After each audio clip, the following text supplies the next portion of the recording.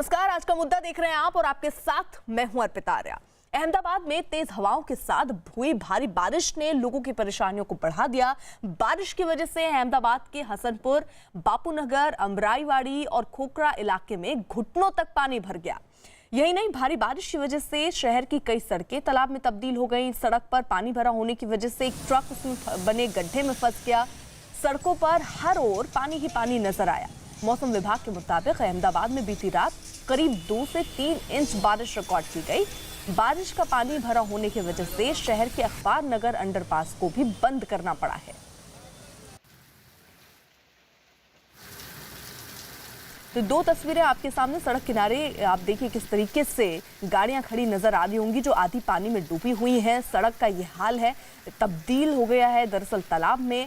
और तेज हवाओं के साथ अभी भी कई इलाके हैं जहां पर बारिश हो रही है, रुक रुक कर बारिश हो रही है। राहत यही है क्योंकि अगर लगातार बारिश होती है तो आप अंदाजा पानी को देखकर लगा लीजिए कि पानी का स्तर और कितना ज्यादा बढ़ जाएगा। तो गनीमत यही है, रुक रुक कर बारिश हो रही है, लेकिन अभी भी कई जगहों पर घुटनों तक पानी पहुंच चुका है। ऐसे में आप ये देखिए ट्रक किस तरीके से उसने गुजरने की कोशिश इस पानी के बीच से की, लेकिन गड्ढे में इसका पहिया फंस गया और ट्रक वहां बीच सड़क पर रुक गई।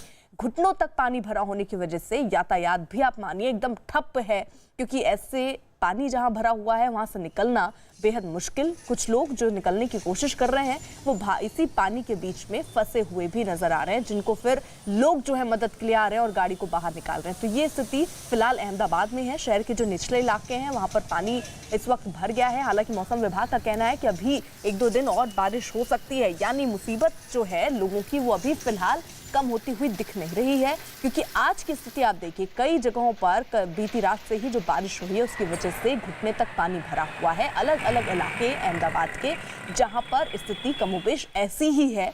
पानी भरा होने की वजह से लोगों को काफी दिक्कतों का सामना करना पड़ रहा है। अहमदाबाद शहर में 3 घंटे में 2 इंच बारिश हुई है। उसी बारिश की वजह से अहमदाबाद सिटी का हाल बेहाल हो गया है। आप देख सकते हैं कि ये इलाका है अहमदाबाद का वेजलपुर, जहां वेजलपुर में पानी भरा हुआ है। इस रोड पे पानी भरा हुआ है और सोसाइटी में भी पानी है। लोग जाए तो कहां जाए वो प्रॉब्लम हो गई है, क्योंकि यहाँ सबसे पुरानी ये समस्या है पानी भरने की। क्योंकि अहमदाबाद में जब भी बारिश आएगी तो अहमदाबाद का वेजलपुर से लेकर जो भी इलाका है सभी इलाके में पानी रोड पे और सोसाइटी पे भर जाता है और कॉरपोरेशन के जो काम है वो नहीं कर पाते। पूरे अहमदाबाद में भारी हवा के साथ बारिश हुई है। आप देख सकते हैं तस्वीरों में, एक तस्वीर अहमदाबाद के हाटकेश्वर इलाके की है कि जहां पे बारिश की वजह से पानी भरा गया है। पूरे हाटकेश्वर इलाके में आसपास की सोसाइटी है वहीं पे भी यही हालत है। हर साल यहां पे जब भी बारिश होता है तब यही सिचुएशन होती है, हर जगह पे पानी भरा जाता है। कई बार यहाँ के जो स्थानिक है उन्होंने प्रशासन से बातचीत की है, प्रशासन से एप्लीकेशन भी दी है, पर ये जो समस्या है हर साल ऐसी ही सिचुएशन यहाँ पे क्रिएट होती है। जब भी बारिश होता है तब यहाँ पे पानी भरा जाता है। न मात्र हाटकेश्वर इलाका पर अहमदाबाद में कई सारे ऐसे इलाके हैं जहाँ पे थोड़ी सी बारिश में ही पानी भरा जाता है। अहमदाबाद के ठक्कर बापा नगर इलाके में भी भारी बारिश की वजह से घुटनों तक पानी भर गया, जिसकी वजह से वहां से मोटरसाइकिल, साइकिल और पैदल गुजर रहे लोग परेशान नजर आए। सड़क पर पानी भरा होने की वजह से एक स्कूटर पानी के बीच ही बंद हो गया। तो आप तस्वीरें देखिए, इस रास्ते को पार करने की जो कोशिश कर रहा है वो बीच रास्ते में ही फंसा हुआ भी नजर आ रहा है, क्योंकि कई जगहों पर पानी भरे होने की वजह से वहां से गुजरना अब लोगों के लिए चुनौतीपूर्ण हो गया है। बीती रात हुई भारी बारिश की वजह से अहमदाबाद के ओढ़व इलाके में BRTS कॉरिडोर पर भी पानी भरा नजर आया, जिसकी वजह से वहां से गुजर रही जो गाड़ियां हैं उनको परेशानी का सामना करना पड़ा है। भारी बारिश की वजह से अहमदाबाद की कई सड़कें जो हैं वो तालाब में तब्दील नजर आ रही हैं। बारिश की वजह से सड़क पर भरे पानी की वजह से एक ट्रक फंस गया, तो कहीं सड़कों पर इतना पानी भर गया कि वहां से गुजर रहा स्कूटर पानी के बीच ही बंद हो गया।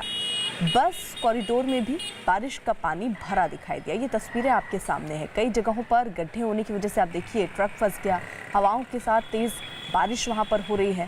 बस कॉरिडोर में भी आप देखिए किस तरीके से पानी भरा हुआ है और इस बीच अगर कोई अपने वाहन को लेकर आगे बढ़ने की कोशिश कर रहा है तो कई जगहों पर उनकी गाड़ियां रास्ते में ही बंद पड़ जा रही हैं, ठप्प पड़ जा रही हैं और सड़कें देखिए पानी पानी से भर गई। उधर दिल्ली में बढ़ते कोरोना मरीजों के हालात पर चर्चा के लिए आज गृह मंत्री अमित शाह ने 2 बैठकें बुलाई हैं और ये बैठक सुबह 11 बजे होगी और इस बैठक में दिल्ली के मुख्यमंत्री अरविंद केजरीवाल के साथ ही केंद्रीय स्वास्थ्य मंत्री डॉक्टर हर्षवर्धन, एम्स के डायरेक्टर रणदीप गुलेरिया, दिल्ली के उपराज्यपाल अनिल बैजल समेत गृह मंत्रालय के दूसरे अधिकारी शामिल रहेंगे।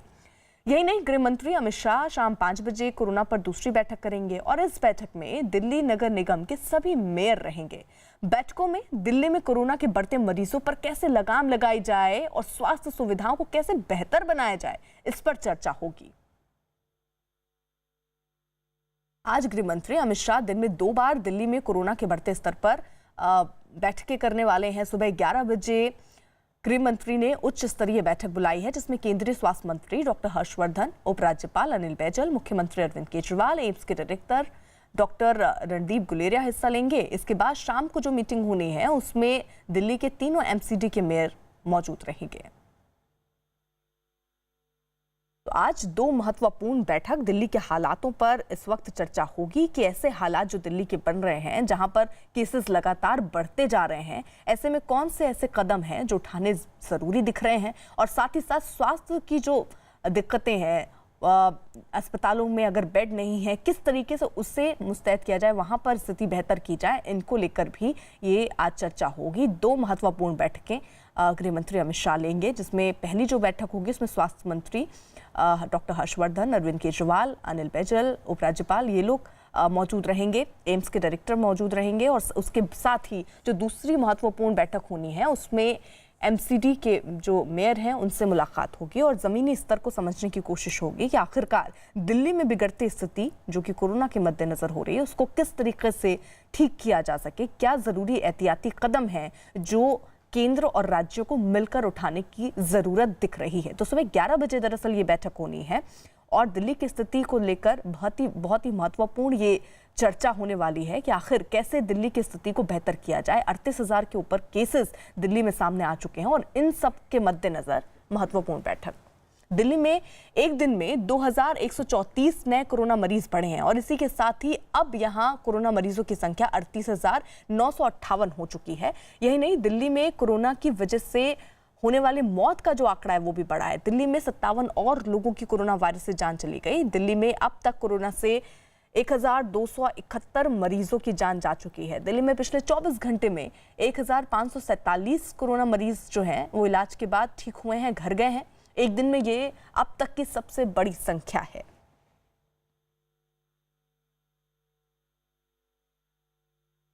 हमारे साथ हमारे कुछ सहयोगी इस वक्त जुड़ रहे हैं।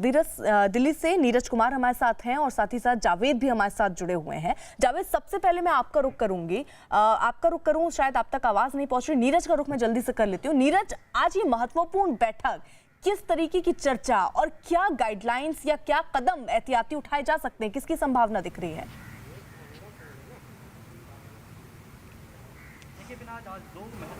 देखिए, आज 2 महत्वपूर्ण बैठक है। पहली 11 बजे जिसमें खुद गृह मंत्री अमित शाह और दिल्ली के लेफ्टिनेंट गवर्नर और दिल्ली के मुख्यमंत्री के अलावा एम्स के डायरेक्टर भी मौजूद रहेंगे और बाकी दूसरे अधिकारी मौजूद रहेंगे। शाम की 5 बजे की जो बैठक होगी उसमें इन तमाम लोगों के अलावा एमसीडी के कमिश्नर मौजूद रहेंगे।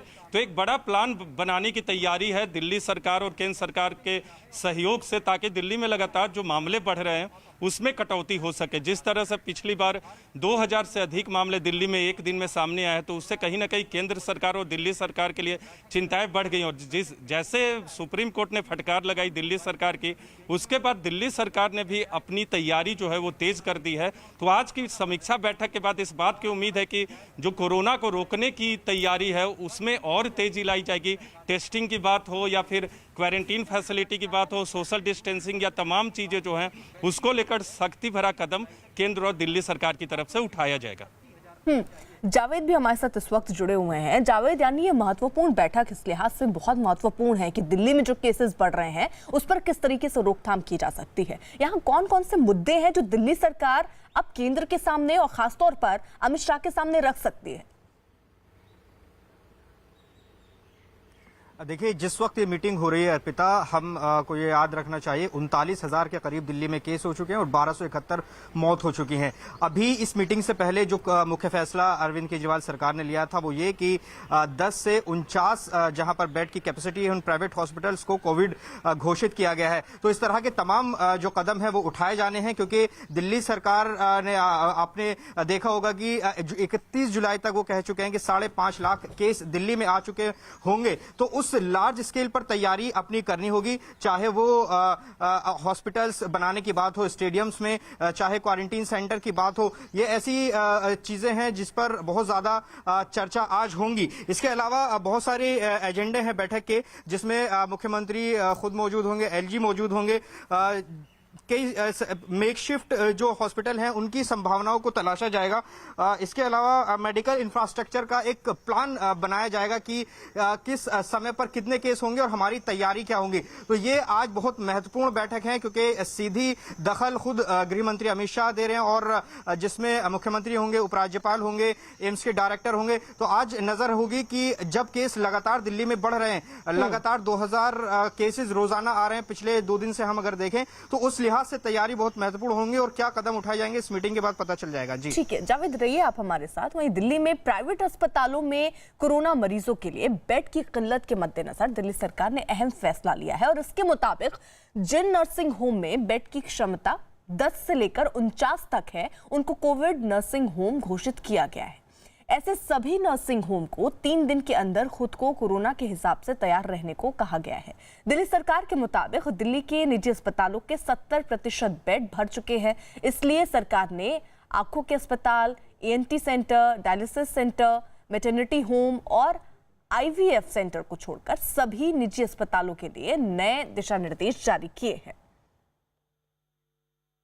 इस बीच दिल्ली के उपराज्यपाल अनिल बैजल ने कोरोना से जंग के लिए आम लोगों के लिए नए नियमों का ऐलान किया है और जिसके मुताबिक सार्वजनिक जगहों पर मास्क पहनना जरूरी हो गया है। सार्वजनिक जगहों पर थूकने पर जुर्माना लगेगा। सोशल डिस्टेंसिंग का पालन करना जरूरी हो गया है। सार्वजनिक जगहों पर पान, गुटखा इन सबको खाने की मनाही हो गई है। इन नियमों को पहली बार तोड़ने पर 500 रुपए का जुर्माना लगेगा, जबकि दूसरी बार अगर आप ये नियम तोड़ते हैं तो 1000 रुपए का जुर्माना आप पर लगेगा। जावेद, मुझे जल्दी से बता दीजिए, क्योंकि जिस तरीके से दिल्ली सरकार इंतजाम कर रही है कि और हॉस्पिटल जिनकी क्षमता 10 बेड से 49 बेड तक है उन्हें कोरोना अस्पताल घोषित करने के लिए वहां पर प्रबंध करने की बात हो रही है। इससे पहले स्टेडियम्स को भी ये कहा जा रहा था कि जो स्टेडियम है वहां पर भी ऐसी स्थिति बनाई जाए कि बेड की संख्या वहां पर बढ़ाई जा सके। क्या उस दिशा में भी दिल्ली सरकार काम कर रही है? अभी तक किसी भी स्टेडियम में ऐसी सुविधा शुरू हो पाई है? देखिए, अभी आधिकारिक रूप से किन स्टेडियम को रखा गया है ये सामने नहीं आया, लेकिन इसकी चर्चा चल रही है, क्योंकि दिल्ली सरकार जिस तरह की तैयारी करी है और जिस तरह की एलजी के साथ मीटिंग में प्रेजेंटेशन दी गई थी कि दिल्ली में किस कदर केसेस बढ़ेंगे, उस लिहाज से जो अस्थाई हॉस्पिटल हैं, अस्थाई बेड्स हैं, उसकी व्यवस्था जरूर करनी पड़ेगी और उसमें जो ध्यान दिया जा रहा है वो स्टेडियम्स को रखा गया है, बैंकेट हॉल हैं, इस तरह की जो जगहें हैं वो तय की जा रही हैं जहां पर दिल्ली में केस बढ़ने पर जैसा कि बताया गया कि 5.5 लाख केस 31 जुलाई तक आ जाएंगे। तो उस हिसाब से जो हॉस्पिटल्स की अभी हमारी कैपेसिटी है दिल्ली की, वहां वो नाकाफी साबित होंगे। इसलिए जो अस्थाई इंतजाम है वो दिल्ली सरकार इस पर चर्चा कर रही है। ठीक है जावेद, आप नजर बना रखिए। नीरज, आपसे भी हम और अपडेट के लिए जुड़ेंगे। इस बीच देश भर में कोरोना के कुल मामलों की संख्या जो है वो 3,20,922 हो गई है।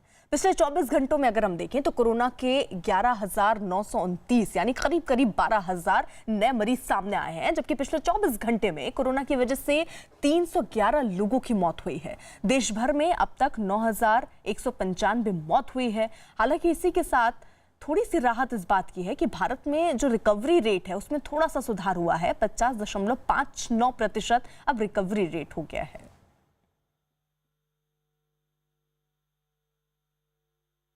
अनलॉक 1 लागू होने के बाद पेट्रोल डीजल की कीमतों में रोजाना बढ़ोतरी जारी है। देश की सरकारी ऑयल मार्केटिंग कंपनियों ने लगातार 8वें दिन पेट्रोल डीजल की कीमतों में बढ़ोतरी की। रविवार को राजधानी दिल्ली में 1 लीटर पेट्रोल के दाम 62 पैसे बढ़ाए गए। इस बढ़ोतरी के साथ दिल्ली में 1 लीटर पेट्रोल का दाम 75 रुपए के करीब पहुंच गया है, जबकि डीजल के दाम जो हैं वो 64 पैसे बढ़े हैं। अब दिल्ली में 1 लीटर डीजल की कीमत करीब 74 रुपए प्रति लीटर हो गई है। 8 दिनों में पेट्रोल 4.52 रुपए प्रति लीटर और माफ कीजिएगा 4 रुपए 52 पैसे प्रति लीटर और डीजल 4 रुपए 64 पैसे प्रति लीटर जो है वो महंगा हो गया है। पिछले 8 दिनों से डीजल और पेट्रोल के दाम बढ़ते ही जा रहे हैं और ये सिलसिला रविवार को भी जारी रहा। पिछले रविवार को दिल्ली में पेट्रोल 71 रुपए 86 पैसे प्रति लीटर था, लेकिन आज जो है वो 75 रुपए 78 पैसे प्रति लीटर हो गया है, जबकि डीजल 69 रुपए 99 पैसे प्रति लीटर था और आज 74 रुपए के करीब ये पहुंच चुका है। पेट्रोल डीजल के दामों में लगातार इजाफा हो रहा है। आज लगातार 8वां दिन है जब पेट्रोल और डीजल के दाम बढ़े हैं। अगर आज की बात करें तो 62 पैसे पेट्रोल पर बढ़े हैं, वहीं 64 पैसे की बढ़ोतरी डीजल में हुई है। देखिए डीजल के दाम अगर हम आज के दाम आपको दिखाएं तो 74 रुपए 3 पैसे प्रति लीटर डीजल है। और अगर पेट्रोल की हम बात करें तो आज की जो कीमत है पेट्रोल की वो 75 रुपए 78 पैसे प्रति लीटर है। यहाँ पर देखिए अभी ये जो पेट्रोल का दाम है वो भी चेंज होगा। आपको बता दें कि लगातार 8वां दिन है जब ये डीजल और पेट्रोल के दामों में बढ़ोतरी हो रही है। अगर हम एक हफ्ते के दामों की बात करें तो एक हफ्ते में पेट्रोल 3 रुपये 92 पैसे बढ़ा है और डीजल एक हफ्ते में 4 रुपये 4 पैसे बढ़ा है। देखिए पेट्रोल की कीमत हम आपको इस मशीन पर दिखाते हैं। ये देखिए 75 रुपये 78 पैसे प्रति लीटर है। यहाँ लोगों से बात करते हैं। बताइए कि लगातार पेट्रोल डीजल के दाम बढ़ रहे हैं, क्या कहेंगे? और यही कहेंगे सरकार से कि इस टाइम में पेट्रोल की कीमत वैसे नहीं बढ़ना चाहिए। वैसे लॉकडाउन में वैसे लोगों पे बहुत पैसे वैसों की कड़की हो चुकी है, काम धंधा है नहीं है, तो पेट्रोल के दाम थोड़े कम ही होना चाहिए। पेट्रोल के दाम कम होने चाहिए। करीब 4 रुपये पेट्रोल पर बढ़ गए हैं, एक हफ्ते में 4 रुपये ही डीजल पर बढ़ गए हैं, क्या कहेंगे? बिल्कुल, ये तो इस टाइम तो होना ही नहीं चाहिए। सब लोग जैसे देश परेशान है, इसमें रेट और महंगे हो रहे सामान, तो ये तो नहीं होना चाहिए। वह दिल्ली में कोरोना की वजह से बिगड़े हालात के बीच दरियागंज की सब्जी मंडी में लोगों की भारी भीड़ दिखी है। सब्जी खरीदने गए लोग ही नहीं, सब्जी बेचने वाले और वहां काम कर रहे लोगों ने भी सोशल डिस्टेंसिंग का ध्यान नहीं रखा और खुलकर लापरवाही करते नजर आए। हालांकि दिशा निर्देशों के मुताबिक गेट पर पुलिस मौजूद थी और वहां आने वाले लोगों को सैनिटाइजर लगाया गया और थर्मल स्क्रीनिंग करने के बाद ही अंदर जाने दिया गया, लेकिन लोगों के अंदर पहुंचते ही हालात बदल गए और गेट पर एहतियात बरत रहे लोग भीड़ लगाते दिखे। वहीं इस बीच कई लोगों ने मास्क भी नहीं लगाया था। चीन के जिनजियांग प्रांत में तेल के टैंकर में हुए धमाके में 18 लोगों की मौत हो गई और 166 लोग घायल हुए। तेल के टैंकर में धमाका इतना तेज था कि आसपास मौजूद रिहायशी इमारतों और फैक्ट्रियों को भी नुकसान पहुंचा है। वीडियो में दिखाई दिया कि धमाके के बाद टैंकर का मलबा उड़कर हर तरफ फैल गया, जिसकी वजह से आसपास के मौजूद घरों को भी भारी नुकसान पहुंचा। यही नहीं, धमाके के बाद आसपास खड़ी जो गाड़ियां हैं वो भी आग की चपेट में आ गई।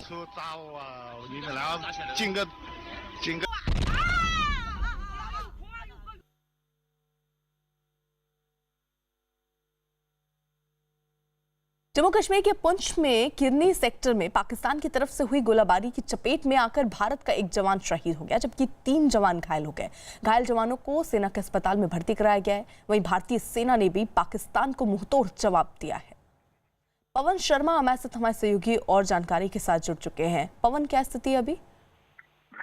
फिलहाल फायरिंग तो बंद है, लेकिन पूरी रात पाकिस्तान की तरफ से हैवी शेलिंग और हैवी फायरिंग जो है वो भारतीय सेना की चौकियों पर होती रही है। भारतीय सेना ने भी पाकिस्तान को करारा जवाब दिया है। पाकिस्तानी मोटार शेलिंग में एक शेल जो है वो भारतीय सेना की पोस्ट के पास आकर फटा है, जिसमें एक जवान शहीद हुआ है और 2 से 3 जवान जो है घायल हुए हैं। घायलों को एयरलिफ्ट करके मिलिट्री हॉस्पिटल भेज दिया गया है, जबकि जो जवान शहीद हुआ है उन्हें पुंछ के हॉस्पिटल में पोस्टमार्टम के लिए रखा गया है। फिलहाल फायरिंग बंद है, लेकिन पूरी रात पाकिस्तान की तरफ से हैवी शेलिंग पुंछ के कस्बा, किरनी और शाहपुर सेक्टर में होती रही है। जम्मू कश्मीर के पुलवामा में आतंकियों की तलाश में सर्च ऑपरेशन चल रहा है। सुरक्षा बल को पुलवामा के रहमू गांव में कुछ आतंकियों के छिपे होने की खबर मिली, जिसके बाद गांव के सभी रास्तों को बंद कर दिया गया। हर घर की तलाशी ली जा रही है। तो ये स्थिति आप समझिए, ये जो गांव है, यहाँ जानकारी मिली सुरक्षा बल को कि कुछ आतंकी यहाँ पर छिपे हो सकते हैं, जिसके बाद पूरे इलाके को घेर लिया गया, सर्च ऑपरेशन चलाया गया। अभी भी कई घरों में दरअसल तलाशी ली जा रही है कि कहीं आतंकी वहां तो नहीं छिपे, और उसी के साथ दूसरे रास्ते जहां से आतंकी भाग सके वो रास्ते भी फिलहाल बंद कर दिए गए। तो रहमू गांव, जहां पर आतंकियों के छिपे होने की खबर सुरक्षा बल को मिली, उसके बाद अब यह ऑपरेशन चल रहा है जम्मू कश्मीर के पुलवामा में आतंकियों की तलाश में। सुरक्षा बल को पुलवामा के रहमू गांव में कुछ आतंकियों के छिपे होने की दरअसल खबर मिली, जिसके बाद गांव के सभी रास्तों को बंद किया गया है। हर घर की तलाशी ली जा रही है। कितने आतंकी हो सकते हैं, फिलहाल अभी इसकी जानकारी नहीं मिली है। रिफत हमारे साथ इस वक्त हमारे सहयोगी जुड़ चुके हैं। रिफत, फिलहाल अपडेट क्या है, कितने आतंकी हो सकते हैं? देखिए अर्पिता, ये कहना मुश्किल है कि क्या वहाँ पे मिलिटेंट है या नहीं है, लेकिन जिस तरीके से coordinated operation early in the morning शुरू किया गया, और उसके बाद जो एक मोहल्ला है, ये रहमू गांव है, पुलवामा में है, उसके बाद वहाँ उस गांव में है डोर टू डोर तलाशी शुरू की गई है। क्योंकि जैसे मैंने पहले भी कहा कि साउथ कश्मीर में बड़े पैमाने पे एंटी मिलिटेंसी ऑपरेशन चलाए जा रहे हैं। एक के बाद एक कोऑर्डिनेटेड सर्च ऑपरेशन शुरू हो जाते हैं। कुछ जगहों पे फिर मिलिटेंटों की जानकारी तो मिलती है सुरक्षा बलों को, लेकिन या तो वो मिलिटेंट भाग गए होते हैं या फिर वो भाग जाते हैं कोऑर्डिनेशन के दौरान। तो बहुत सारे ऐसी जगह हैं जहाँ पे कॉन्टैक्ट एस्टैब्लिश होता है और एनकाउंटर शुरू हो जाता है।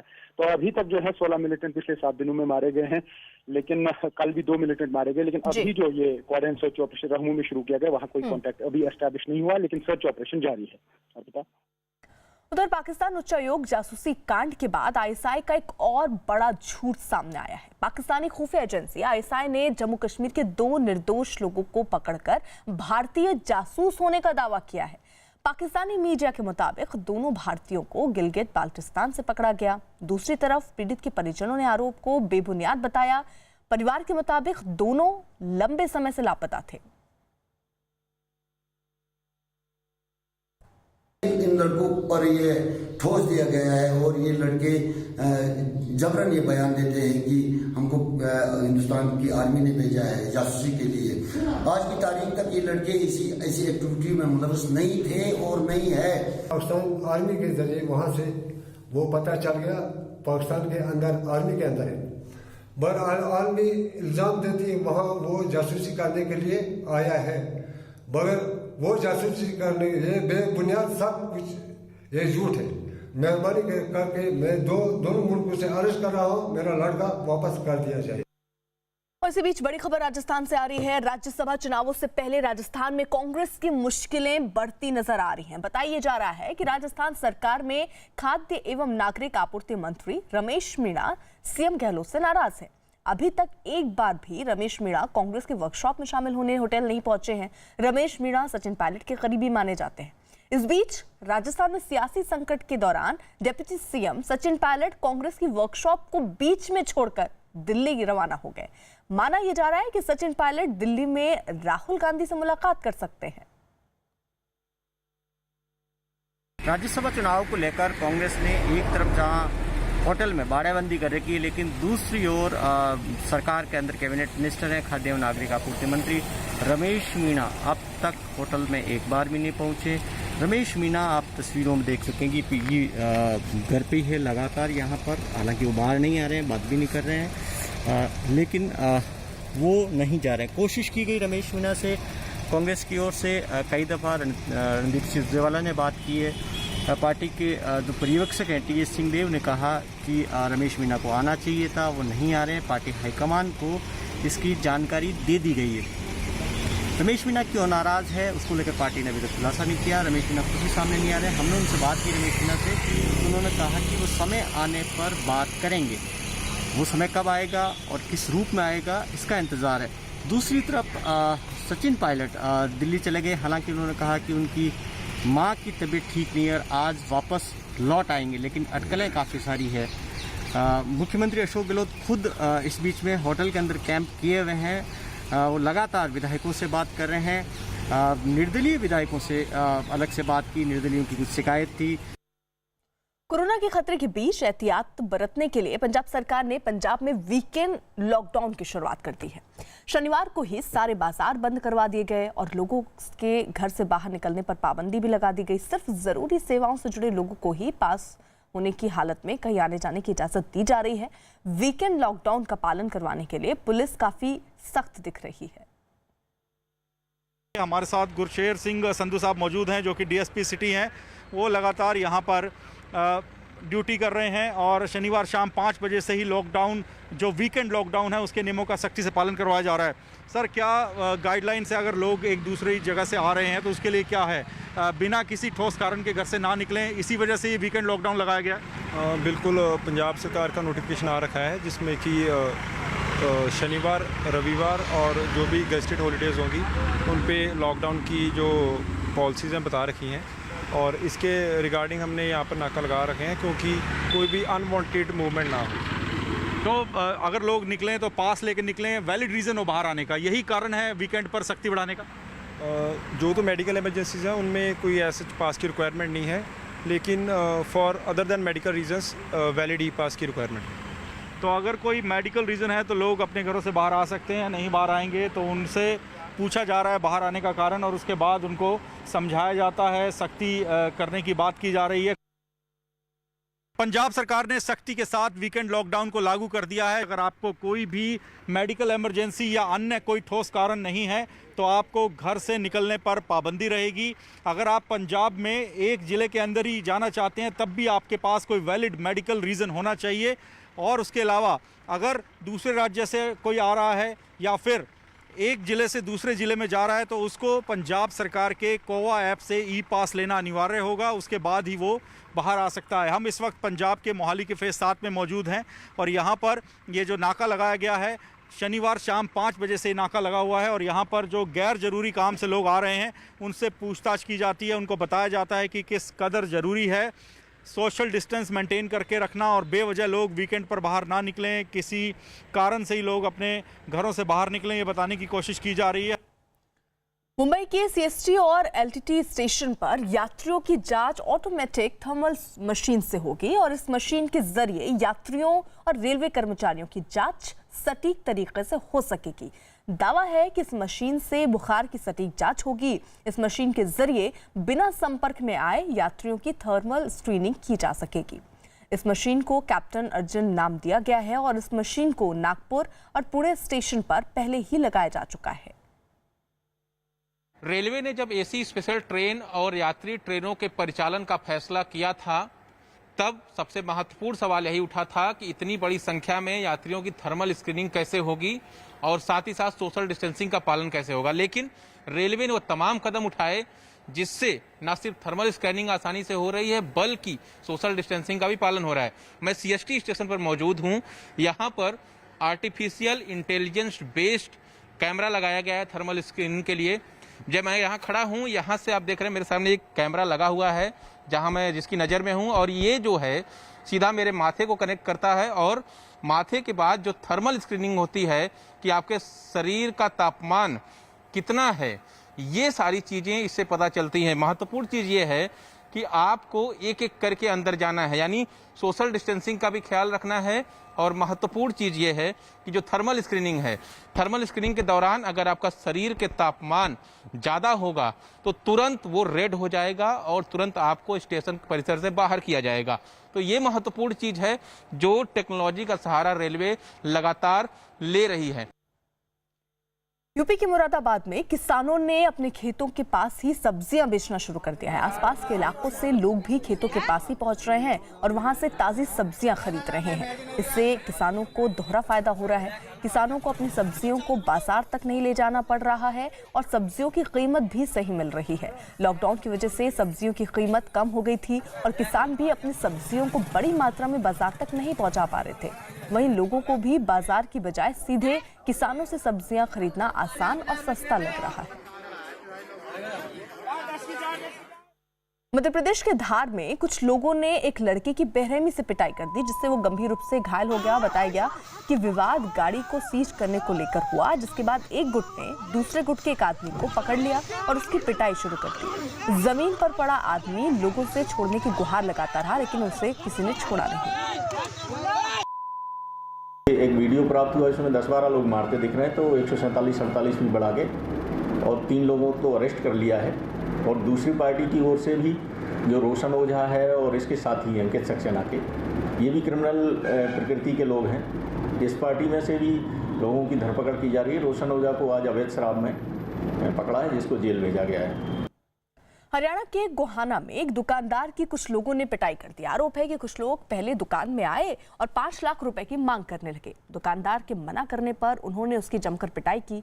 हालांकि इस दौरान कुछ लोगों ने दुकानदार को बचाने की भी कोशिश की, लेकिन हथियार थामे बदमाश ने दुकानदार को पीटना नहीं छोड़ा।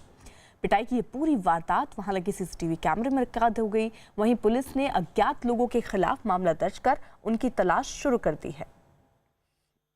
कुछ लोग दुकान पे आके पैसे मांग रहे थे और ना देने पे झगड़ा करने लगे, रिवॉल्वर निकाल के लगा दी और हाथापाई करके पहुंचा था और जान से मारने की धमकी दे गए। हम सीसीटीवी फुटेज और पूछताछ करने हैं। जैसे भी इन्वेस्टिगेशन में फैक्ट आएंगे, तस्दीक में आएंगे, उसके अनुसार करेंगे। कुछ बताया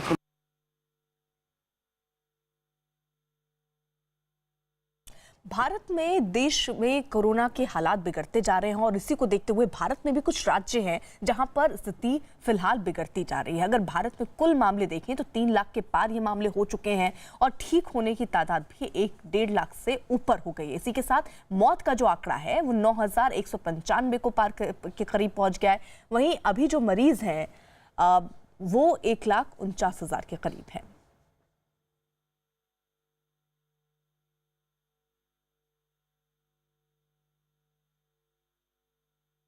इसी के साथ साथ दुनिया में अगर कुल मामलों को देखें तो टोटल मामले जो हैं वो 77,000 के ऊपर हो चुके हैं, 77 लाख के करीब। और ठीक होने की जो संख्या है वो 36 लाख के करीब है।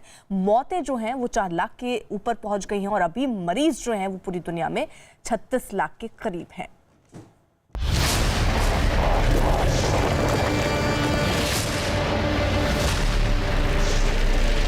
प्रभावी